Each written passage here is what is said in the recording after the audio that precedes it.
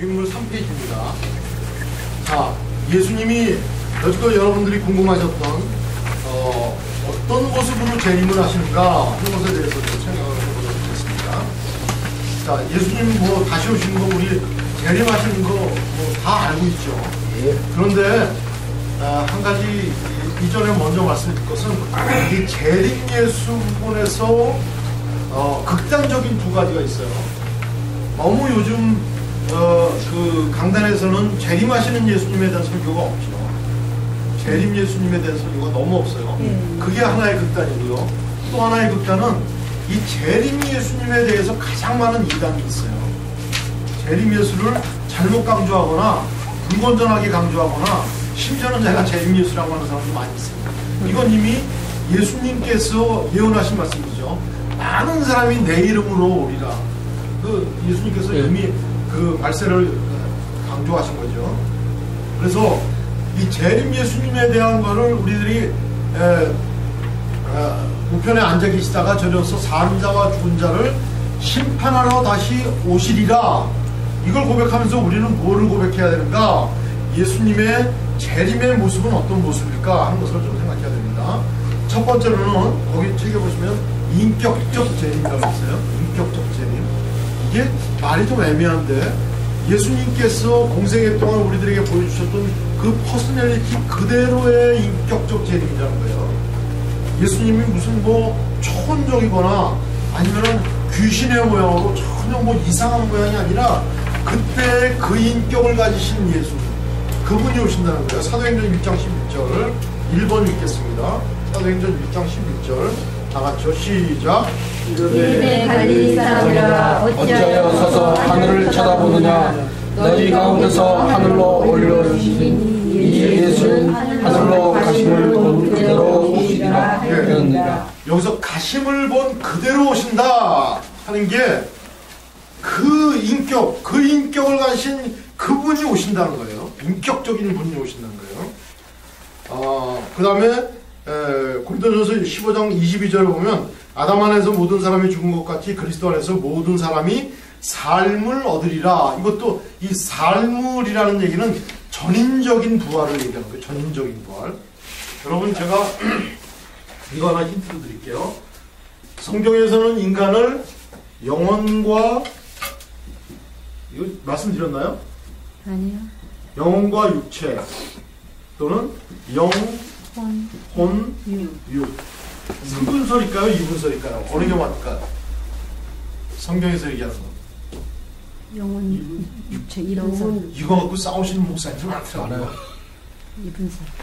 둘 다 틀립니다.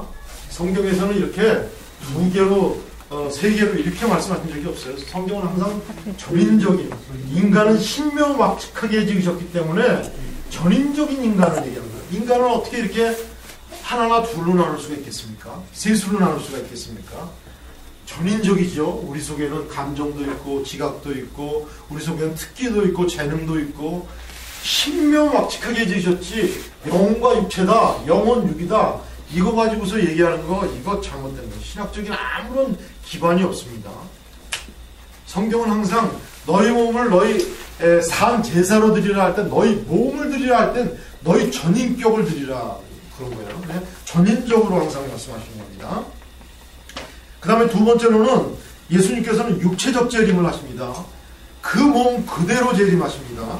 영적으로 재림하셨을 뿐만 아니라 완전한 육체를 가지시고 재림하십니다. 히브리서 9장 28절 히브리서 9장 28절 4번입니다.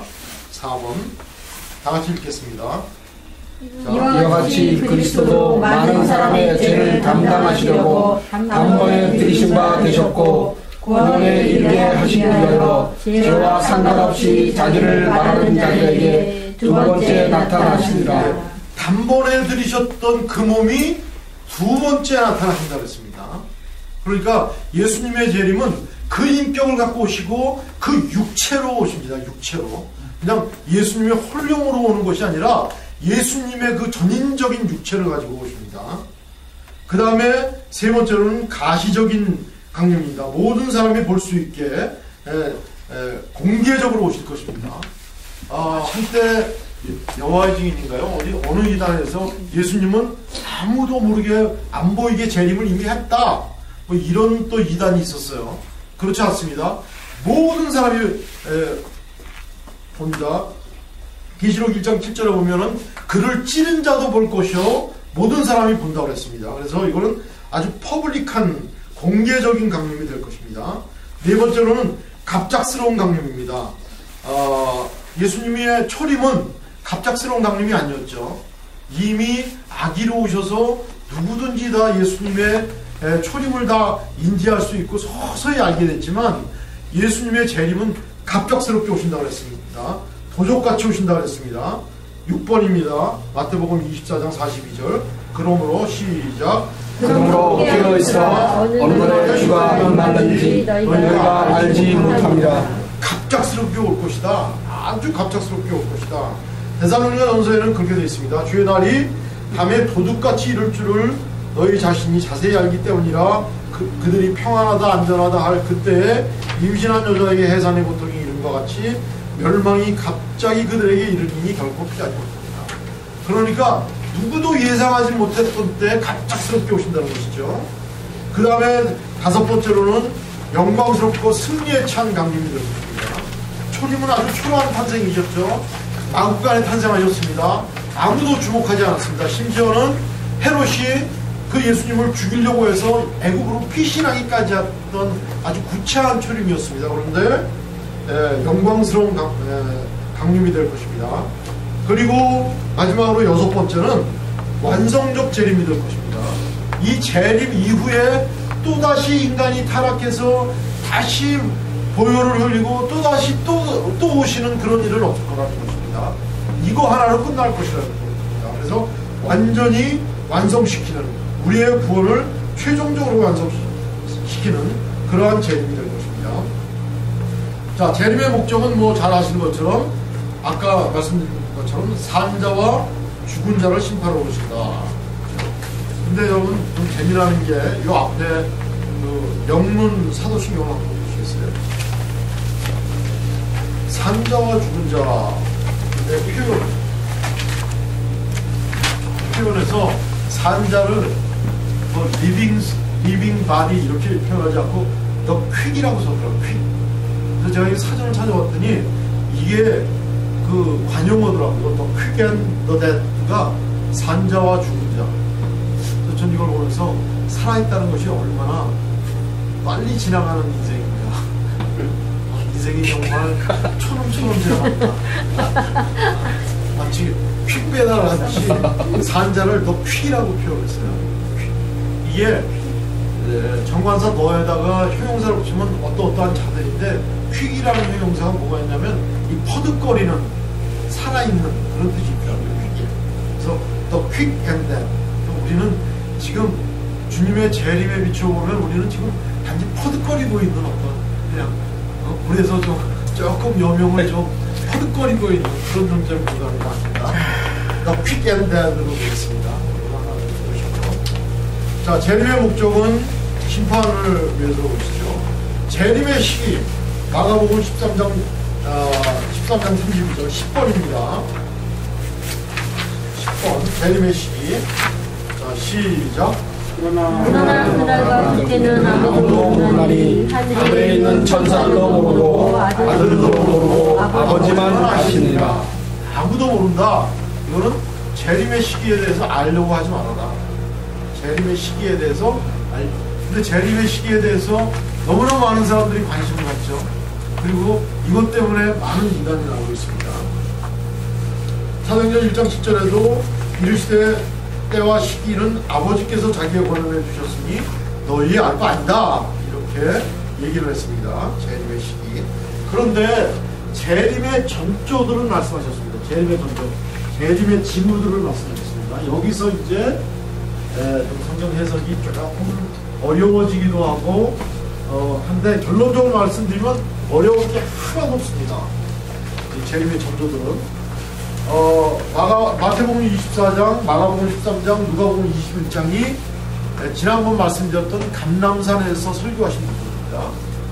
감람산에서 설교하셨는데 이때가 언제냐면 예수님께서 예루살렘에 들어가셨다가 성전 청소해 놓으시고서요 그 다음에 6월절 맞기 전에 예루살렘의 동쪽산 감람산에 앉으셔가지고 제자들에게 앞으로 있을 일에 대해서 말씀해 주셨어요. 그래서 앞으로 어떤 일이 일어날 것입니까? 하니까 말씀해 주셨는데 이걸 한번 이 세 분들을 한번 여러분들 읽어보시기 바랍니다. 근데 이걸 가지고 종말론자들, 좀 불건전한 종말론자들이 많이 얘기해요. 이런 걸 갖고 뭐 이런 게 말세의 징조다. 그런데 이런 전조는 나만이 해석할 수 있다. 그런데 그렇지 않습니다. 계시의 말씀해 주셨으면 그거는 우리 모두가 다 평범하게 알 수 있는 질문입니다. 네 가지로 해놨거든요. 여러 가지 난리와 난리 소문이 있겠다. 이거 뭐 지금 온갖 군데서 전쟁이 나고 있죠. 이것이 계속 날 겁니다. 그리스도인들은 특별히 환난과 핍박을 받으면서 대배교가 일어날 것이다. 이거에 대해서 그럼 우리들도 막 나중에 대배교가 일어나서 우리들도 막 구원에서 떨어지고 그러는 거 아닌가? 이렇게 두려움 가질 거 없습니다. 조금 이따 설명드리겠습니다. 거짓 그리스도와 거짓 선지자들이 많이 일어날 것이다. 천국 복음이 모든 민족에게 전파될 것이다. 그래야 그때야 끝이 올 것이다. 이거 지난번에도 설명드렸는데 감람산에서 예수님이 말씀하셨을 때 가깝게는 AD 70년 예루살렘 성 파괴를 말씀하셨어요. 예루살렘 성 파괴 때 이 전조들에 대해서 말씀하셨는데 이 전조가 그대로 나옵니다. 제가 시간 관계상 다 말씀을 못 드리겠는데 이 전에 아주 대지진도 나고요. 그 다음에 전쟁도 일어나고요. 그리고 이 전조들이 여기에 다 나타납니다. 그런데 AD 70년에 예루살렘 성 파괴만 말씀하신 것이 아니라 이것이 멀리는 발세것도 같이 예언하신 겁니다. 그리고 지금 이러한 일들이 이 AD 70년 파괴되고 네로 황제의 핍박 가운데서 대배교가 일어나고 이랬던 것들이 이쪽에서도 이제 일어나는 겁니다. 이쪽에서 일어나는 겁니다. 그리고 적그리스도가 등장하는 것도 적그리스도가 여기서도 등장을 합니다. 이쪽에서도 적그리스도들이 등장을 하고 그리스도에게 대항할 것들이 다 등장을 하는데 그런 적그리스도들이 지금도 많이 등장을 하고 있거든요. 어떻게 보면 교회 내에도 있을지도 모르죠.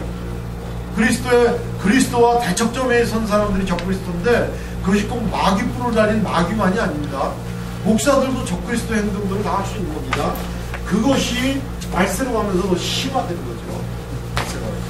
그런데 마치 이 감람산 강화에 있는 말씀이나 이런 징조들이 하나도 이때까지 나타나지 않았고 앞으로 나타날 일이 어떤 특정한 일인 것을 나만이 알고 있는 것처럼 설교하는 거 이거 다 가짜입니다. 다 가짜라고 보시면 됩니다. 성경 해석이 틀린 겁니다. 성경 해석은 우리가 다 자발적으로 감람산 강화를 읽으면서 할 수 있도록 해놨어요. 성경의 특징 중에 하나가 성경의 명확성과 보편성이거든요. 성경은 누가 읽어도 다 스스로 해석할 수 있도록 해놓은 겁니다. 이 성경은 도저히 우리는 알 수 없고 어떤 특정한 아주 별스러운 어떤 특정한 사람만이 성경 해석할 수 있어서 말세를 예언할 수 있다. 이렇게 생각하면 이건 이제 2단 3단이 되는 겁니다. 그래서 지금 여기 네 가지 특징들, 여러 가지 난리와 난리 소문이 있겠고 그리스도인들이 특별히 환난과 핍박과 대배교 그리고 거짓 선지자 그리고 복음이 전파될 것이다 하는 것이 AD 70년을 기점으로 해서 예수님의 말씀이 그대로 이루어졌어요. 그래가지고 이 이후로 급격하게 복음으로 확산됐고요. 확산됐는데 이 AD 70년과 함께 말세 징조를 같이 예언한 것이다. 그래서 재림의 전조들을 이미 여기서 말씀을 해주셨다. 이렇게 보면 됩니다. 어떤 글에 이렇게 돼 있어서 제가 이걸 그대로 한번 읽어드릴게요. 재림을 예측해서 말하는 얘기하는 징조들은 미래를 계산하기 위해 나열된 소개가 아니라 하나님 나라의 승리와 역동적인 도래를 지향하도록 제자들의 모든 활동에 도전을 주기 위함이다. 이렇게 얘기했어요. 무슨 얘기냐면 지금 재림 전에 징조를 말씀하신 것은 재림의 시기를 너희들이 계산하라고 주신 게 아니라는 거예요. 분명히 예수님 재림할 때는 너희가 알 바 아니라고 그랬잖아요.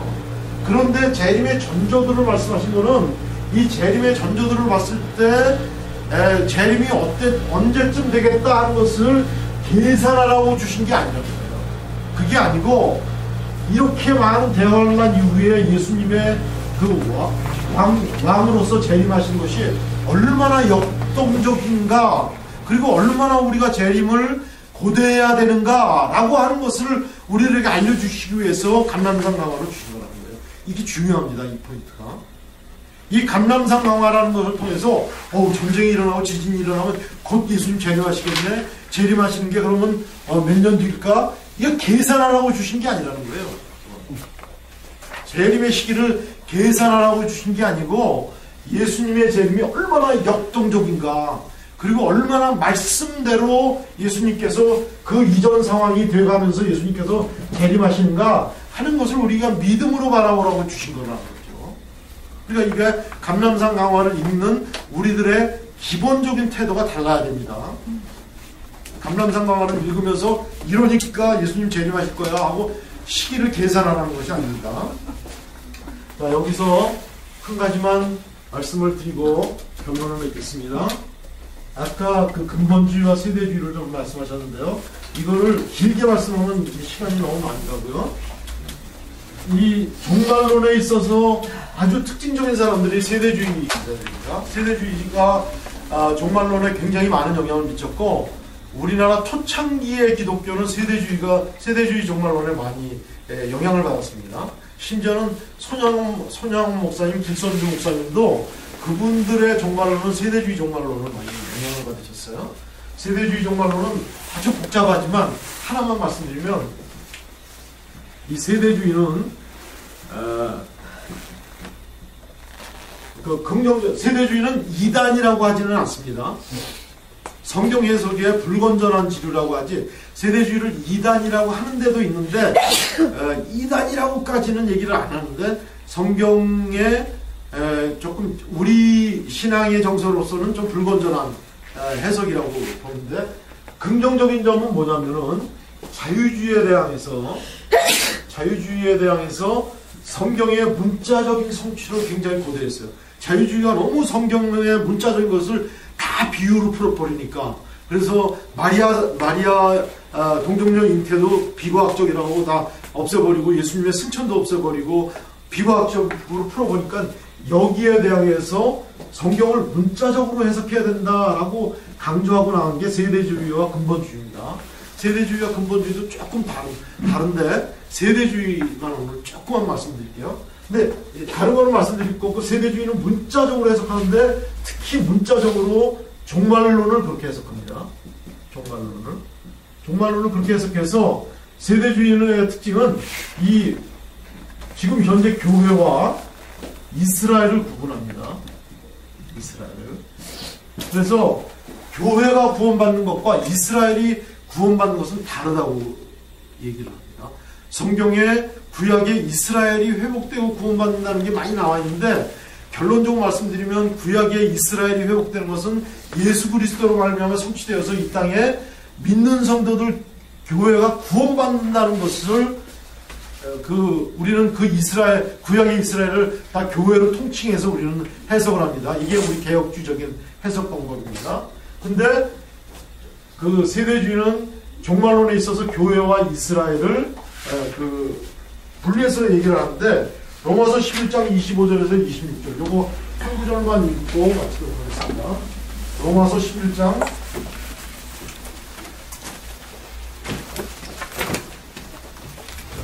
왜냐하면 최근에 나타난 백투예루살렘에 대해서 좀 여러분들이 정리를 하셔야 되기 때문에 이거 좀 말씀을 드려야 되거든요. 로마서 11장 25절에서 26절.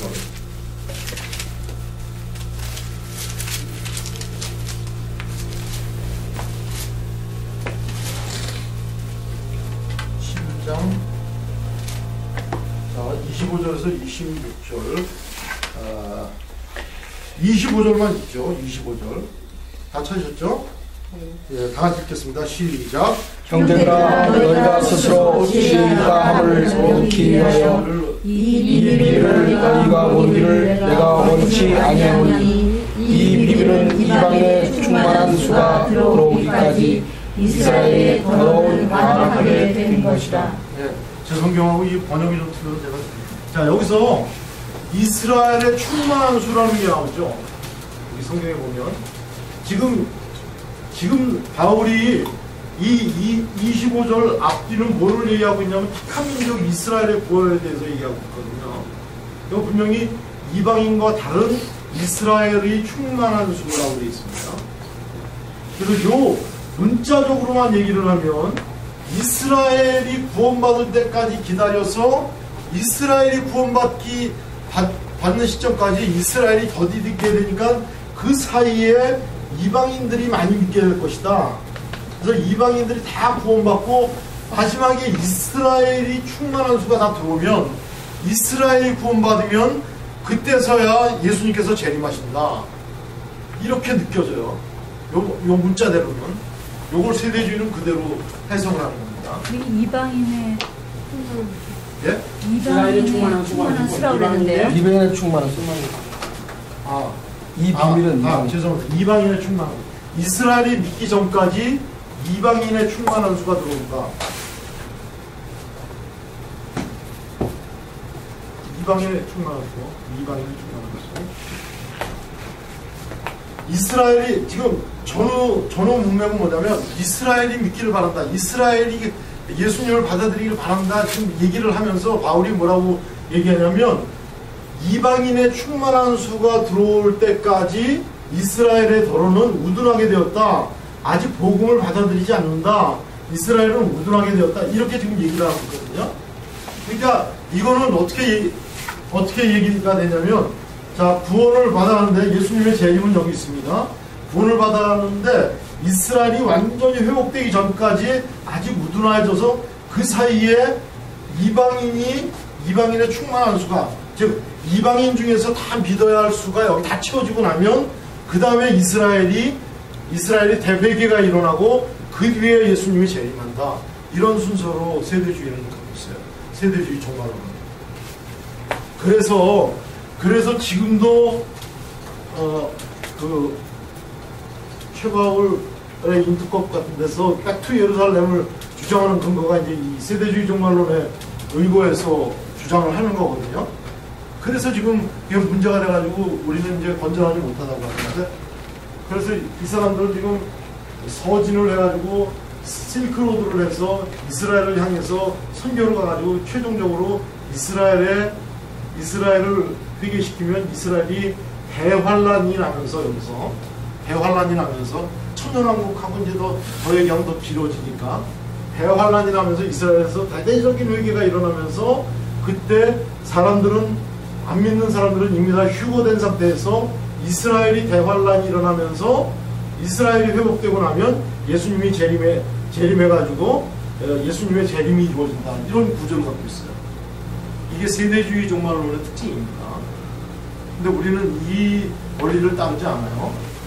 우리는 어떻게 따르냐면, 물론 지금 로마서 우리가 읽은 구절은 이스라엘의 구원과 이방인의 구원을 분리해서 바울이 얘기하고 있는 건 사실이에요. 자기가 자기 민족이 나는 이방인의 사도로 부르심을 받았지만 이스라엘이 구원받길 원한다 하는 것을 얘기하고 있는 건 사실인데, 이런 도식입니다. 이스라엘이 회개할 때까지 이방인의 충만한 수가 먼저 믿는다 하는 이런 순서로 우리는 따지지 않고, 예수님이 재림하실 때까지 이방인도 충만한 수를 믿게 되고 이스라엘에서도 구원받을 자는 믿게 된다 하는 것으로 우리는 성경을 해석합니다.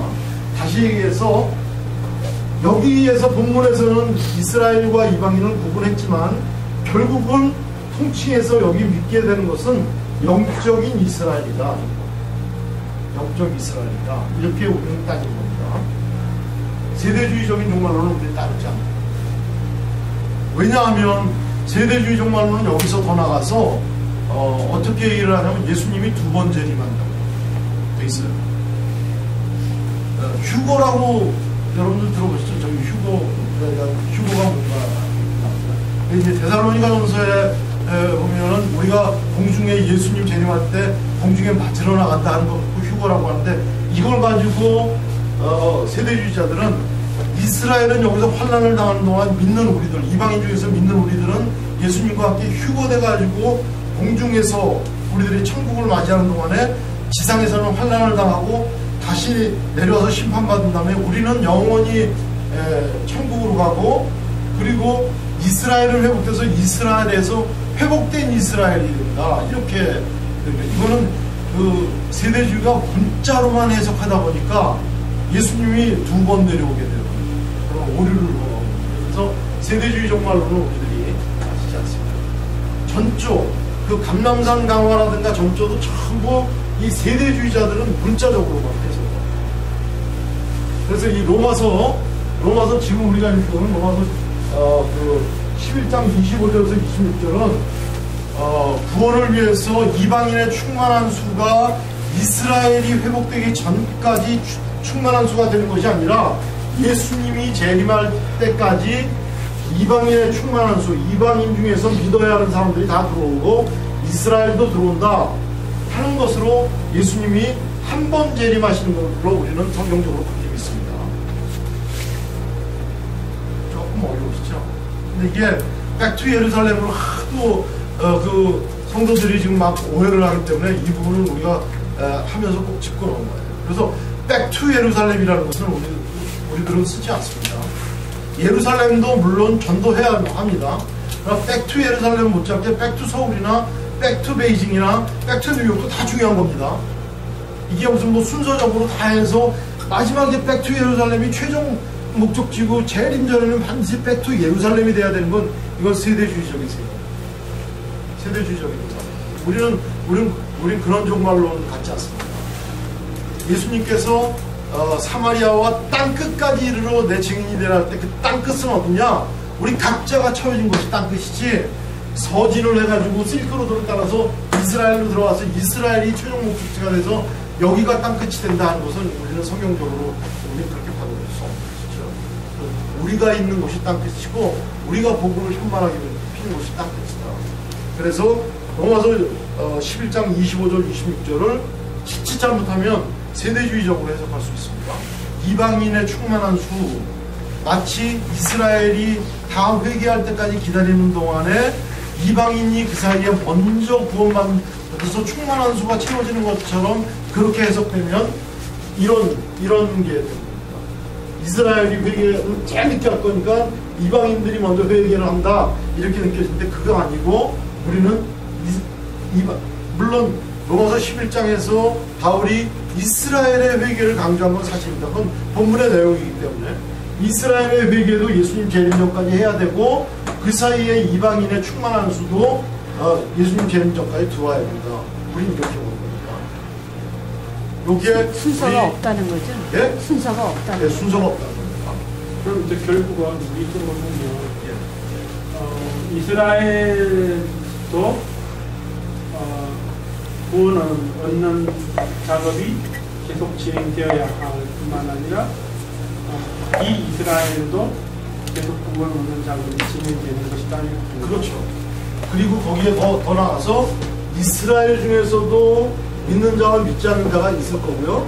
이방인 중에서도 믿는 자와 믿지 않는 자가 있는 것이지, 이스라엘이라고 하는 민족적인 통칭이 있다 그래서 여기는 모두 구원받는다 그거 아닙니다. 왜냐하면 나로 말미암지 않고는 아버지께로 올 자가 없습니다. 그러니까 이스라엘 중에서도 지금 크리스찬이 있고 크리스찬 아닌 사람들이 있죠. 그러면 거기에서도 믿는 자와 믿지 않는 자가 있고 이방인 중에서도 믿는 자와 믿지 않는 자가 있는 거죠. 그래서 건전한 성경 해석은 구약에서 이스라엘 회복은 영적으로는 신약에 와서는 신약의 교회를 얘기한다. 근데 이제 세대주의는 그게 아니고 이스라엘만의 구원 방법이 따로 있고 이방인 교회의 구원 방법이 따로 있다 이렇게 돼 있어요. 근데 이제 우리는 영적 이스라엘로만 생각을 하는데, 예. 왜냐하면 영적 이스라엘 안에는 이방인도 있고 유대인도 있고, 예. 뭐 합해서 다 영적 이스라엘이라고 그렇죠. 하는데, 예. 근데 지금 이 부분은 분명하게 지금 이스라엘과 이방인을 구분을 해서 그렇죠. 이 본문은 구분을 했죠. 하고 있는데, 왜냐하면 자기가 이방인의 사도로 부르심을 받았는데 이거는 어느 거하고 유비가 되냐면, 출애굽했을 때 모세가 우리 민족을 구원해 주시지 않을 바에는 차라리 내 이름을 생명책에서 지워달라고 했던 것처럼 민족을 부여잡고서 지금 쓰는 구절이거든요.